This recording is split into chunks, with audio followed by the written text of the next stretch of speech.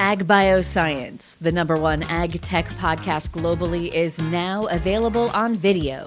Hear from leaders and innovators across food, animal health, plant science, ag tech, and agriculture. Mondays at 6 a.m. on YouTube or wherever you get your podcasts. While you're there, subscribe and leave us a review. It's the Ag Bioscience Podcast with Agronovis Indiana. Get more information at agronovisindiana.com. This is Inside Indiana Business Radio for the afternoon of Friday, June 12th, 2026. I'm Abriana Herron. Around the same time, Indiana University student Grant Myers was starting business school last year. He also launched his own supplement company called Peak Fusion. All three of the company's products, creatine, vitamin D3, and a complete multivitamin, are made in the U.S. He said he used his own money to start the business, and most of his sales come from in-person events in Indiana. The supplement space is definitely very saturated, but I try to separate myself by being human, being present at these Grand Park events, selling to athletes that I was once in their shoes. As the business grows, Myers hopes to partner with soccer clubs and athletic teams. He's also considering retail, but wants to focus on human connection as he builds the brand.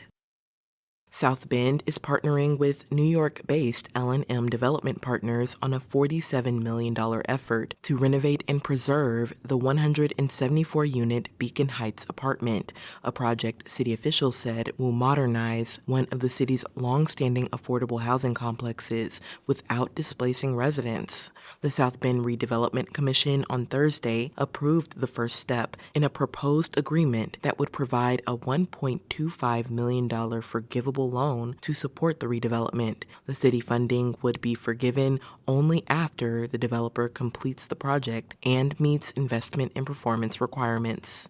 Beacon Heights, located on the city's west side near St. John the Baptist Catholic Church and School, dates to the 1940s and consists of multiple apartment buildings under a single management structure. The complex is currently about 93% occupied. The project must still receive additional approvals from the Redevelopment Commission, the Economic Development Commission, and the South Bend Common Council before city financing can be finalized.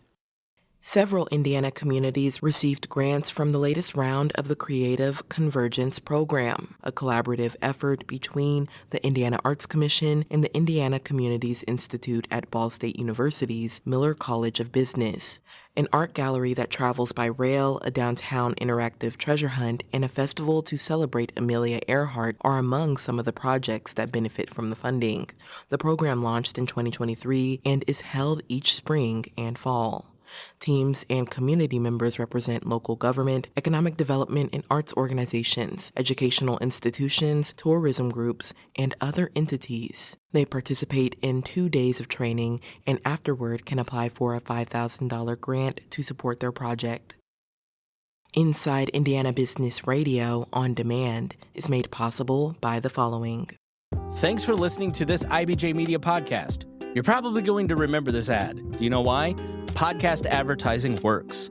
85% of listeners recalled hearing an ad during a podcast, and 70% of podcast listeners have acted after hearing an ad. So whether you're looking to be heard across the entire IBJ Media Podcast Network, sponsor one of our shows, or just start with a 30-second ad, IBJ Media can help. Contact advertise at ibj.com to learn more. 16 Tech Community Corporation in Indianapolis this week launched Talent Access, an 8-week internship program designed to help high school and college students build their work experiences while also helping employers build stronger talent pipelines. 17 Hoosier students who live in a zip code in or near the 16 Tech area in downtown Indy are participating in the inaugural cohort, which is designed to provide more than just a paid internship. Tracy Jackson is the Vice President of Talent, Innovation, and Community at 16 Tech. She said one of the key aspects of Talent Access is removing barriers that prevent students from being able to take advantage of these kind of opportunities. Those barriers could be transportation issues, it could be housing, they could need mental health support, they could need a network that could help them with coaching and mentorship. The long-term goal for Jackson is for the students who complete the program to not only walk away with clarity on the career pathway they want to take, but to also be able to find jobs on that pathway in Indiana. Jackson added she also wants to eventually grow the program to a statewide level. The inaugural Talent Access Program runs through July 31st.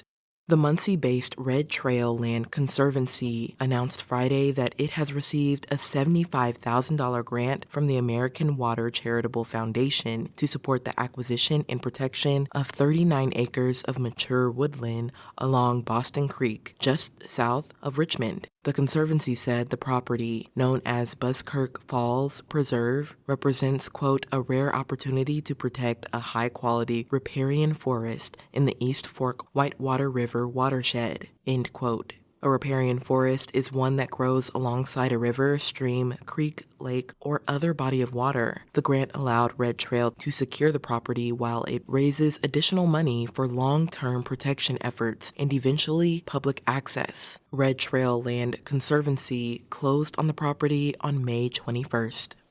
And Purdue Research Foundation on Thursday officially unveiled enhancements at Discovery Park District's Squirrel Park, located at the corner of Mitch Daniels Boulevard and Airport Road in West Lafayette. Squirrel Park has been revitalized with expanded green space, upgraded walkways, interactive play areas, and new gathering spaces designed to support relaxation and connection for those who live, work, and play in the area, the foundation said. Initial site planning for the park was made in 2016. Then, in 2013, the Purdue Research Foundation presented an updated version of the plans to the West Lafayette City Council, which approved the plan. I'm Abriana Herron for Inside Indiana Business Radio On Demand.